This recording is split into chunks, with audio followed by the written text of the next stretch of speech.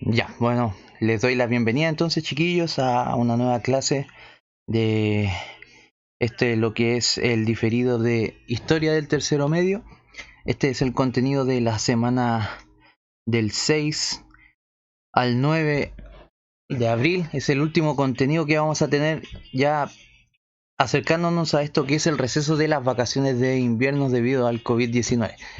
Pero bueno, antes de comenzar con la clase me gustaría agradecer a las personas que se dieron el trabajo de haber hecho las actividades y de también enviarme el cómo voy. Voy a subir a la plataforma también el listado de aquellos que cumplieron con la actividad de la semana y así también para que aquellos que no lo pudieron hacer se puedan motivar a realizarlo. Recordemos que el aprendizaje es un proceso personal que por muy bueno que sea el entorno, si ustedes no tienen el deseo o la disposición, difícil que se pueda lograr algo. Pero bueno, vamos a comenzar entonces revisando efectivamente el, la guía, de trabajo del cómo voy, aquella que les envié la semana pasada, que estábamos hablando sobre el tema de la democracia, en base a los materiales que les envié mediante la plataforma. Bueno, la primera parte ustedes tenían que enfrentarse a este cuadro, ¿cierto? Comparativo en el cual el ejercicio y la finalidad era que pudiesen comparar lo que fue la democracia, ¿cierto? En la antigüedad, desde la época griega en sus orígenes en Atenas, cómo funcionó en una primera instancia y finalmente compararlo con nuestra actualidad, con esta democracia que tenemos en el día de hoy. Ahora, los puntos que puse acá son básicamente los más referenciales, no quiere decir que esto es la respuesta correcta y no hay más. Pueden haber otros elementos que se pueden haber incluido, pero estos son los que preferentemente ustedes me dieron como retroalimentación en sus guías del cómo voy y puse más o menos los que son más significativos, los que más se repitieron, valga la redundancia. ¿Ya? Entonces, para poder comenzar, vamos a entender que la democracia en la antigüedad, como dice ahí, se caracteriza por ser una democracia directa. ¿Ya? Democracia directa, como dice claramente, es que todos participan en este proceso. No existe excusas para no decir que no, que sí, que falté, no, todos participan. Está el masivo, ¿cierto? La masa de la población, no como el día de hoy que no se pueden juntar en aglomeraciones, pero ahí sí se juntaban, ¿cierto? El grupo completo de todas las personas de la ciudad a poder definir los temas políticos. En cambio, en la actualidad, como dice acá, tenemos una democracia representativa. Lo explicamos durante una de las diapositivas de la clase pasada, de que una democracia representativa en el fondo es una persona representa una gran cantidad, ¿cierto?, de población o de ciudadanos, porque no se puede dar actualmente esa lógica de juntar a todas las personas en un solo lugar para que puedan opinar. Esto sí es un proceso un poquito más simplificado, ¿ya? Democracia entonces directa en la antigüedad, donde todos participan, la masa completa, y la democracia actualmente en donde esta masa es representada por una persona, ¿cierto? En este caso un representante político. El segundo ejemplo dijimos que el concepto de ciudadano, ¿cierto? Algunos me pusieron quienes votaban, ¿cierto? Quienes participaban en la democracia, pero esto se resume básicamente cuál es la concepción de ciudadano que se tenía en la antigua Atenas con el concepto de ciudadano en la actualidad. En el caso de la antigua Grecia, el concepto de ciudadano se enfocaba directamente a quienes eran considerados los hombres libres, ¿ya? Los hombres libres son aquellos hombres, ¿cierto?, que nacen con algunos privilegios básicos y al ser un hombre libre excluían principalmente, como dice ahí, a las mujeres, a los extranjeros y a los esclavos y evidentemente también a los jóvenes y niños, a quienes no tenían ese derecho de participar. Y en la actualidad, un buen tema. Y en la actualidad, el concepto de ciudadanía se enfoca, ¿cierto? Es un concepto más amplio en donde la igualdad o la equidad de género se hace presente, hombres y mujeres, ¿cierto? Mayores de edad, en este caso los 18 años, y como dice ahí, sin condena de pena aflictiva. Para que podamos entender, la pena aflictiva son aquellas condenas que se llevaron en efecto que superan los 3 años y un día. Personas que tienen más de eso no tienen su derecho de ciudadano. Y también en la actualidad, dependiendo de la legislación, en el caso de Chile, ¿cierto?, los extranjeros que viven por más de 5 años dentro del país y que también no posean ninguna pena aflictiva. Y finalmente, esta parte, ¿cierto?, de cómo eran elegidos los candidatos en la antigüedad, en la antigua Grecia, dice que las plazas o cargos públicos, en otras palabras, quienes eran los políticos en la época, eran escogidos por sorteo, ¿ya?, dentro de los mismos participantes de la asamblea. Llegó un momento dentro del desarrollo de la democracia, especialmente con lo que era la figura de los, bueno, para los que les gusta un poquito más la historia, el tribunal de la plebe o el tribuno de la plebe, principalmente era el representante, ¿cierto?, de lo que era el pueblo popular. Esta figura comúnmente fue utilizada en forma gratuita, ¿cierto? No se remuneraba, como dice ahí, pero sin embargo después en cierta época se cambió eso de las remuneraciones a darle una pequeña, un monto, cuota, ¿cierto?, para que pudiese, pues, desempeñarse, porque eso requería que dejara de trabajar, ¿cierto? Ahora, por eso se le llamaba honorarios o honoríficos, ¿cierto? Porque era un honor servir para la democracia. Bueno, actualmente no sé por qué se le llama honoríficos y cobran, pero bueno. En cambio, en la actualidad dice: los cargos públicos son elegidos mediante votación popular, siendo electos con la mayoría de votos o algún sistema homólogo, ¿cierto? Como antiguamente acá en Chile estaba el sistema binominal, ahora está el sistema del cuoteo político, ¿cierto?, que en el fondo es el mismo sistema, diferente color. Ya, y la segunda parte de la actividad, donde se mencionan algunas preguntas, dice: responde las siguientes preguntas. ¿Qué entiendes por democracia? Señale la evolución del concepto hasta la actualidad. Entonces en esta parte era bastante simple, había que definir el concepto de democracia. Podríamos hacerlo basándonos en su origen etimológico, ¿cierto?, el significado de la palabra, como dice ahí, el poder del pueblo. Es un sistema político, ya es una forma de organización del gobierno. Y finalmente dice acá: la ciudadanía es la encargada de participar y de tomar las decisiones políticas. O sea, eso es la democracia, un sistema político en donde la ciudadanía es la que escoge y decide. Ahora, la evolución de la democracia con la actualidad podemos haberlo tomado desde varias perspectivas, pero simplemente acá lo hice de acuerdo a lo que estuvimos viendo acá en el cuadro, en la parte superior.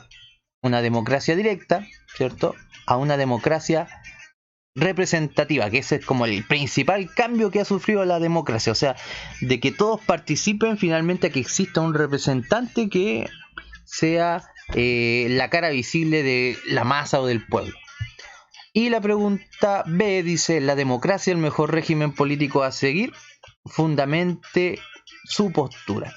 Acá vamos a trabajar con dos autores que estaban en la presentación, que es en el caso de Platón y Aristóteles. Habían otros autores como John Locke, ¿cierto?, Montesquieu, que estuvimos revisando. Pero en este caso, para poder dar una respuesta que sea un sí o un no, vamos a trabajar con estos dos autores. En el caso del sí, es la respuesta aristotélica, ¿ya?, que, como decía en la clase anterior, no existe un mal régimen político siempre y cuando los gobernantes busquen el bien de los gobernados. En otras palabras, no existe una fórmula mágica, para poder gobernar. Solamente aquel que esté a cargo lo tiene que hacer bien y ver por el interés del pueblo, ¿ya? Entonces, para él decía que la democracia es buena. En el caso de Platón, él justifica, ¿cierto?, la postura contraria. Dice que la democracia no es buena porque finalmente es el resultado de un proceso degenerativo del sistema político. Y acá me voy a explicar un poquito más. ¿A qué se refiere con un proceso degenerativo del sistema político? Platón creía que quienes gobernaban o quienes debiesen gobernar debiesen ser los más capaces. En otras palabras, aquellos que sabían más, aquellos que tenían mayor conocimiento, mayor calle, como se diría actualmente, y darle el gobierno o darle el poder al pueblo. O sea, finalmente es darle el poder a quienes no saben, a los menos capacitados. De hecho, para Platón, decía que el mejor sistema de gobierno era la monarquía, ¿cierto? Después venía el tema de la oligarquía y finalmente vendría la democracia como una opción, un plan, ni siquiera B o C, un plan Z, ¿ya? Entonces, para este autor, la democracia no es el mejor régimen político. Bien, ahora, para poder comenzar con la clase de esta semana, esto era la revisión de lo que es la guía del cómo voy de la semana pasada. Acá vamos a entonces ver rápidamente la temática que vamos a tocar en la clase de esta semana, y que les voy a dejar también este recurso disponible para que puedan descargarlo y verlo en la plataforma del modo. Dice desde lo local a lo global. Y acá podemos ver dos imágenes que representan o contraponen una realidad de la temática que vamos a tocar. En una instancia, en la parte de su derecha, aparecen dos manos, ¿cierto?, sosteniendo un planeta. Se pueden apreciar imágenes de acuerdos comerciales, comunicación, tecnología, que viene a representar la globalización.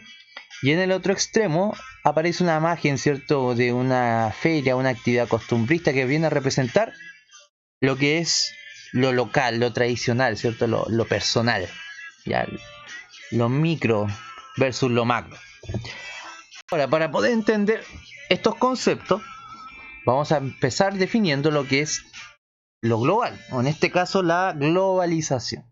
¿Ya? Y acá hay un concepto de diccionario que podemos nosotros trabajar para poder entender este tema. Dice es aquello referente al planeta o al globo terráqueo. Este adjetivo también permite nombrar algo que es tomado en conjunto. Actualmente entendemos como globalización, ¿cierto?, a este proceso en el cual se une o se intercomunican diversos aspectos de la sociedad del ser humano, tal como la economía, la política, la tecnología, los medios de comunicación, ¿ya?, etcétera. Todo este proceso de interconectividad a nivel mundial, nosotros lo vamos a definir como globalización.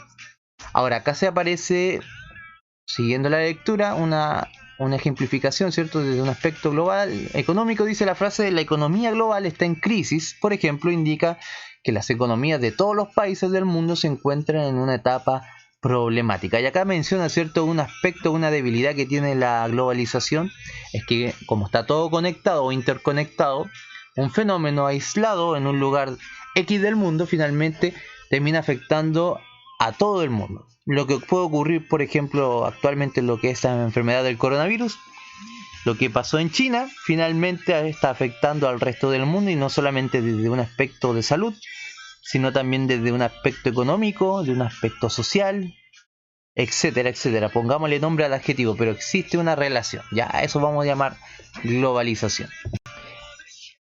Por otra parte está lo que es lo local.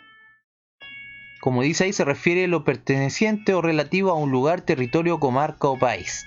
Ya tiene que ver con nuestro entorno inmediato, con lo cercano. Ya a nivel, ¿cómo decirlo?, de nuestra esfera, ¿cierto? Dentro de nuestra esfera de dominio vendría a ser lo local. Dice, se trata de una división pequeña que en la estructura de un país suele pertenecer a una provincia, departamento o estado. En el caso de Chile nos definimos, ¿cierto?, por regiones y provincias y comunas, ya que es la división. Lo local vendría a ser lo que es a nivel comunal, provincial, incluso hasta regional, ya. Costumbres, tradiciones, elementos iconográficos, folclore, elementos que pertenecen también a la cultura popular, qué sé yo, podemos definir que se llama local, ¿cierto? Toda identidad propia de un territorio reducido.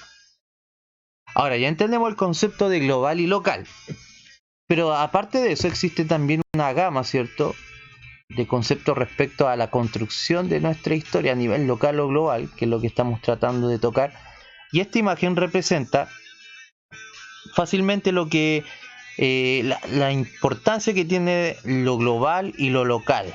¿Ya? Si se dan cuenta, acá aparece un globo terráqueo donde dice global, ¿cierto? Lo regional, donde muestran continentes. Lo local, que muestran, ¿cierto?, nuestro vecindario, nuestra ciudad. Y lo personal, que viene a ser ya el individuo. Y así como se pueden ver y apreciar en estos botones, a medida de que la historia sea más personal, o sea, más cercana, va a tener un impacto más o mayor sobre nosotros que a nivel global. En otras palabras, mientras más cercana la historia, más impacto tiene sobre nosotros. Y acá hay otro esquema, bien digo, de lo que es los diversos aspectos, ciertos entornos. Está el entorno personal, que es lo más básico, ¿cierto? El ser. El familiar, que pueden ser nuestros padres, hermanos, tíos, abuelas, personas quienes vivimos y convivimos dentro de un hogar. El entorno local, que viene a ser el barrio, la ciudad, la región. El entorno nacional, nuestro país, ¿cierto? A nivel nacional, el entorno regional, que puede ser una región del mundo, Sudamérica, Latinoamérica, América, como quieran llamarlo, ¿cierto? Entorno regional. Y finalmente el entorno global o mundial, que representa al mundo completo. Bien, bueno, esta parte de la grabación de la clase es para poder entender el concepto de lo que es global y local. ¿Y por qué estamos haciendo esto? Porque en base a esta actividad vamos a hacer algo práctico, que va a ser la guía de trabajo de esta semana. Vamos a estudiar lo que es, vamos a, ahí sí, ocupar mejor el espacio y vamos a agrandar. Dice, entonces lo vamos a investigar o hacer una investigación sobre nuestra propia realidad, ¿cierto? De lo que es la historia local. Vamos a partir desde ese aspecto, ¿no? Vamos a hablar de lo global. Lo global, para eso está historia, para eso están otros elementos, ¿cierto? Otras clases que podemos hablar de historia a nivel global. Vamos a hablar de historia local. Entonces vamos a hacer una actividad, como dice acá. Básicamente es una encuesta, ¿cierto? Una indagación. Vamos a contactarnos con alguien, específicamente con alguien cercano a nuestros padres, como dice acá, madre, abuelo, ¿cierto? Y pueda escribir estas preguntas, ¿cierto? Y escribir las respuestas que estas personas nos den, ¿sí? Son 4 preguntas. Dice, ¿qué cambios de tu entorno social has percibido en el tiempo? Refiriéndonos, ¿cierto?, a esta familia. ¿Qué cambios sociales piensas que has experimentado Chile desde su infancia hasta hoy? ¿Cómo se manifiestan esos cambios, ¿cierto? ¿En qué se manifiestan y cómo han incidido esos cambios sociales en su propia realidad? Entonces la guía acá está presentada lo que es un formato de una ficha de análisis para que ustedes puedan trabajar en forma más ordenada, y después, terminada de hacer esta entrevista, ustedes pueden sintetizar la respuesta, ¿cierto? No llegar y copiar textualmente lo que se les dijo, sino más bien tener un filtro para poder ordenar las ideas de tal forma que podamos presentarla y poder tener una coherencia en estos 4, ¿cierto?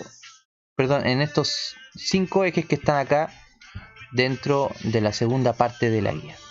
Bien, bueno, chiquillos, espero que tengan una excelente semana. Ya les queda poquito para las vacaciones de invierno. Bueno, saludos, ánimo, que tengan buena salud y que les vaya bien. Nos vemos.